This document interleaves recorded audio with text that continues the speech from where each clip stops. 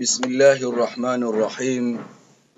الحمد لله رب العالمين، والصلاة والسلام على رسول الله صلى الله عليه وسلم. وبعد، baada ya kumshukuru Allah subhanahu wa ta'ala, kadhalika kumtakia rehema na amani mtume wetu Muhammad sallallahu alaihi wasallam. Kwa hakika leo tunaendelea na darasa yetu, tukiwa leo kwa mujibu wa ratiba yetu kwa muda huu tutakuwa na kitabu cha Hidayatul Mustafid, ambacho ni kitabu ambacho kwamba kinachotufundisha ahkamu qira'atil Qur'an, hukumu za kusoma Qur'ani.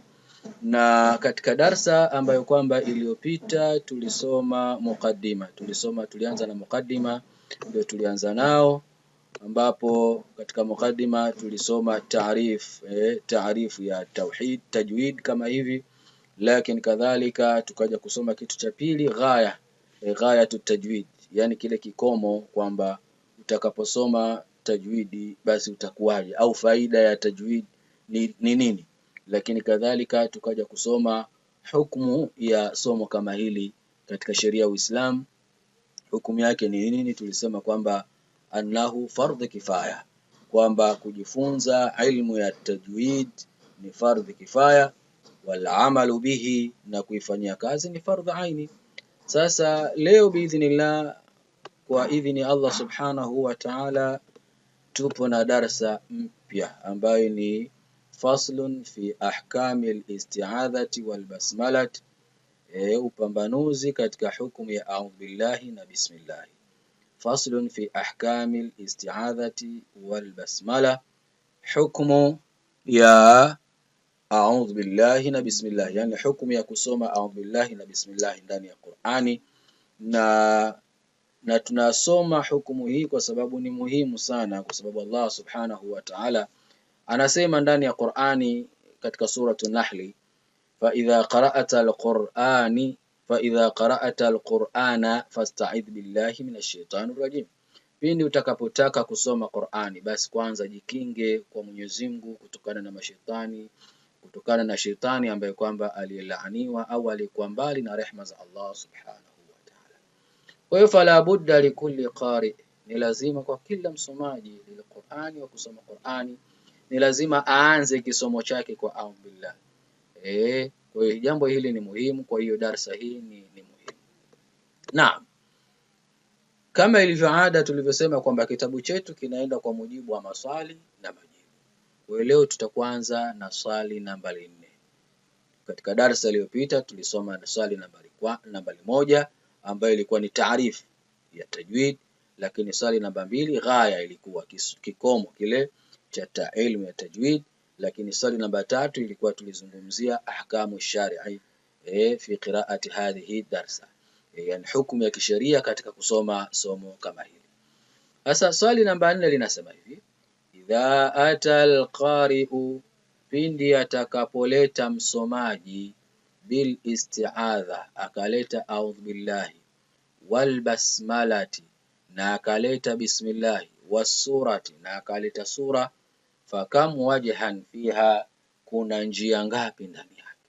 Yani msomaji wa Qur'ani atakapoanza kusoma ile Qur'ani akaanza kwa a'udhu billahi na akaanza na bismillahi na akaleta na sura, kuna njia ngapi ambazo anatakiwa awe anazitumia au akawa anatumia mojawapo. Fakam wajhan fiha, kuna njia ngapi? Shekhe akasema fiha arba'atu awjuhin, ndani yake, yani ndani ya kusoma a'udhu billahi na bismillah na sura, fiha arba'atu awjuhin, kuna njia 4. Fiha arba'atu awjuhin, kuna njia 4. Kwa njia 4 hizi ni muhimu kuzijua na tuzifanyie kazi inshallah. Njia ya kwanza anasema ni qat'ul jami'i, kukata zote, yani kukata a'udhu billahi, kusoma a'udhu billahi ukaikata, kisha ukasoma bismillah ukaikata, kisha ukaanza sura nyingine, ndio qat'ul jami'i, kukata zote. Kwa mfano tukisema a'udhu billahi minash shaitanir rajim, ukakata, alafu bismillahir rahmanir rahim, ukakata, alhamdulillahi rabbil alamin. Kwa hiyo hii ni njia ya kwanza, ni qat'ul jami'i, qat'ul jami'i, kukata zote. Njia ya pili, wa waslul basmalati bisurati faqat, wa waslul basmalati bisuratin faqat, kuunganisha bismillahi na sura tu, yani kuunganisha bismillahi na sura tu, yani maana yake ukasoma a'udhu billahi ukaikata, kisha bismillahi na sura ukaziunganisha. Kwa mfano ukasema a'udhu billahi minash shaitanir rajim, ukasimama, kisha bismillahir rahmanir rahim alhamdulillahi rabbil alamin. Hapa bimaana ya kwamba umeunganisha bismillahi na sura au billahi umeisoma peke yake. Hii ni njia ya pili.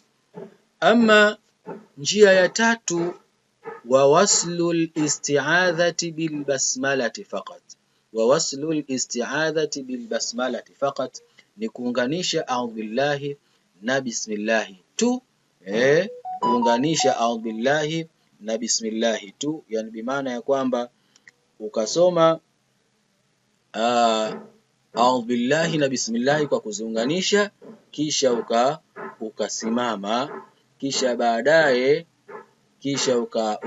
baadaye ukafanya nini? Ukaisoma sura. Kwa mfano ukasema a'udhu billahi minash shaitanir rajim bismillahir rahmanir rahim, ukasimama, kisha ukaanza sura sasa, alhamdulillahi rabbil alamin. Kwa hiyo ndio nini?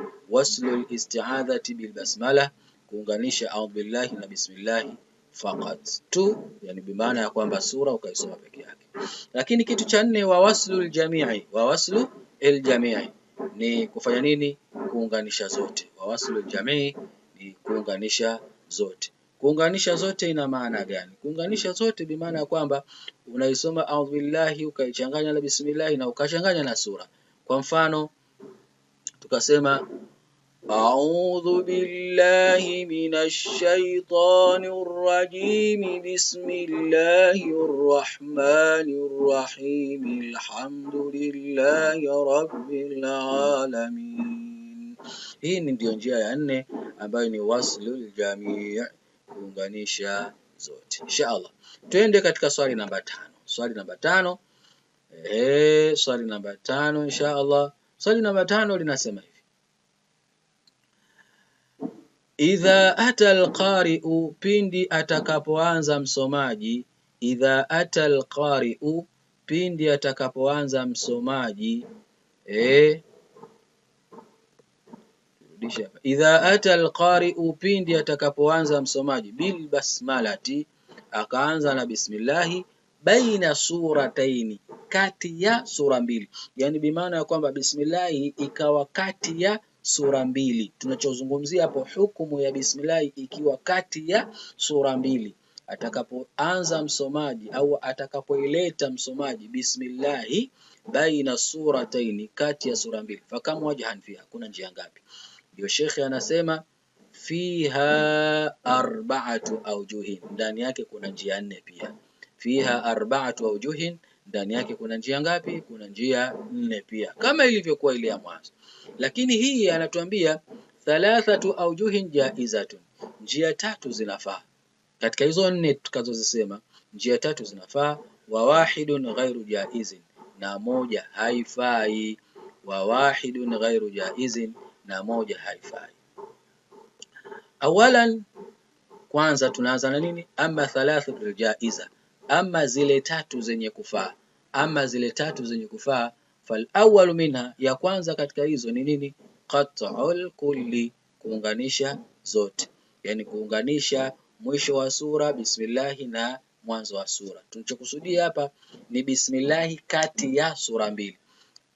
Qat'ul kulli, kuunganisha, kukata zote. Mfano tukisema ghayril maghdubi alayhim waladdallin bismillahir rahmanir rahim, Hapana, hii ni kuunganisha zote. Tunasema kukata zote. Mfano wake tani radhi kidogo, nilikosea mfano. Qat'ul kulli, kukata zote. Ghairil maghdubi alayhim waladdallin. Ukasimama bismillahir rahmanir rahim. Ukasimama qul a'udhu birabbin nas. Hii ndio qat'ul kulli. Ndio njia ya kwanza ambayo njia hii pia inafanya nini? Inafaa ya kwanza. Wathani, ya pili, waslul basmalati fi awwali sura. Waslul basmalati fi awwali sura, kuunganisha bismillahi na mwanzoni mwa sura. Kuunganisha bismillahi na mwanzoni mwa sura. Kwa mfano ukisema ghairil maghdubi alayhim waladdallin, ukasimama ukaanza bismillahi. Bismillahir rahmanir rahim qul a'udhu birabbin nas. Yani hapa ndio waslul basmalati fi awwali sura, ni kuunganisha bismillahi mwanzoni mwa nini? Mwanzoni mwa sura. Ni kuunganisha bismillahi mwanzoni mwa sura. Maana yake ile utakayomalizia ya kwanza unaikata mwishoni, alafu unaanza bismillahi na mwanzoni mwa sura. Wathalith, na njia ya tatu, waslul kulli, ni kukata zote. Waslul kulli ni kukata zote. Kukata zote bimaana waslul kulli, kuunganisha ya waslul kulli, kuunganisha zote, yani unaunganisha mwisho wa sura, anza na bismillah na sura nyingine. Mfano ghairil maghdubi alayhim waladdallin bismillahir rahmanir rahim qul a'udhu birabbin nas. Kwa hii ni waslul kulli, ni kuunganisha zote. Sasa twende katika sehemu ya pili. Anasema wa amma ghairul jaiz, na ama ile njia ambayo kwamba isiyofaa, fahuwa ma, nayo ni ile ambayo, fahuwa ma, nayo ni ile ambayo idha wusila akhiru sura, pindi patakapounganishwa mwishoni mwa sura. Ukaunganishwa mwishoni mwa sura bil basmala, ukaunganisha na nini? Na bismillahi. Wa wuqifa, na pakasimamwa. Wa wuqifa, na pakasimamwa. Yani muunganisha mwishoni mwa sura ukaiunganisha na nini? Na bismillah, kisha ukasimama. Wabtudi bima ba'daha, kisha ukaanza na ukaanza na pakaanzwa kile kilichokuwa baada yake. Wabtudi bima ba'daha, na pakaanzwa kile kilichokuwa baada yake. Yani kwa mfano tukasema ghairil maghdubi alayhim waladdallin bismillahir rahmanir rahim.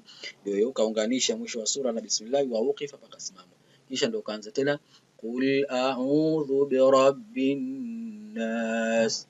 Nielewa vizuri wa amma ghairil jaiz, na amma njia isiyofaa, fa huwa ma, nayo ni ile ambayo idha wusila akhiru sura, pindi pakiunganishwa mwishoni mwa sura bil basmala, bil basmalati, kaunganishwa na bismillah, wa uqifa, na pakasimamwa, wabtudi bima ba'daha, na pakaanzwa na kile kilichokuwa baada yake. Wabtudi bima ba'daha, na kikaanzwa kile kilichokuwa baada yake. Shanielewa vizuri Wawajuhu, na asema wawajuhu adami jawazi, na sababu hiyo tutasema wajuhu, tutasema sababu, na sababu ya kukosekana kujuzu kwake. Yani tunakusudia hii njia ya 4, kuunganisha mwisho wa sura na bismillah, lakini ndio tumesema njia ambayo isiyofaa, ndio anatoa sababu hapa. Anasema wawajuhu adami jawazihi, na sababu ya kukosekana kujuzu kwake, annahu, hakika yake. Yani ukisoma hivyo yuhimu, patadhaniwa, yani ukisoma hivi watu watadhani kwamba annal basmalata, kwamba hakika ya bismillahi min akhiri sura, ni mwishoni mwa sura. Annal basmalata, kwamba hakika ya bismillahi min akhiri sura, ndio mwisho wa sura. Kwa sababu ukisema ghairil maghdubi alayhim waladdallin bismillahir rahmanir rahim, yani mtu atajua bismillah ndio mwisho wa hiyo suratul Fatiha. Kwa hiyo ndio maana hii njia ikawa haifai. Ndio maana akasema wa wajhu adami jawazihi, na sababu ya kukosekana kujuzu kwake, annahu yuhamu, hakika yake patadhaniwa, anna albasmalata, hakika bismillah, min akhiri sura, ndio mwisho wa sura, min akhiri sura, ndio mwisho wa sura. Insha Allah leo tukome hapo kwa kuiangalia hiyo hukumu ya a'udhu billahi na bismillah, na insha Allah Mwenyezi Mungu Subhanahu wa Ta'ala akituwafikisha, basi tutaanza na somo jingine katika wiki ijayo, na yani katika siku zinazofuata katika darasa hii au ratiba ya darasa hii tutaizungumzia hukumu ya nuni sakina na tanwini. Hapo ndipo tutakapoanza sasa hukumu kamili ya usomaji wa Qur'ani. Hakikisha unanifuatilia vyema na kadhalika na kuuliza kama sehemu ambayo kwamba haujaelewa. Hakikisha lazima ujue mwanzo ili kule tunapokwenda uweze kuelewa. Kama haujaelewa hapa mwanzo, ni maana ya kwamba huko nako tunapoelekea itakuwa kwako ni ngumu. Wabillahi tawfiq, wassalamu alaikum wa rahmatullahi wa barakatuh.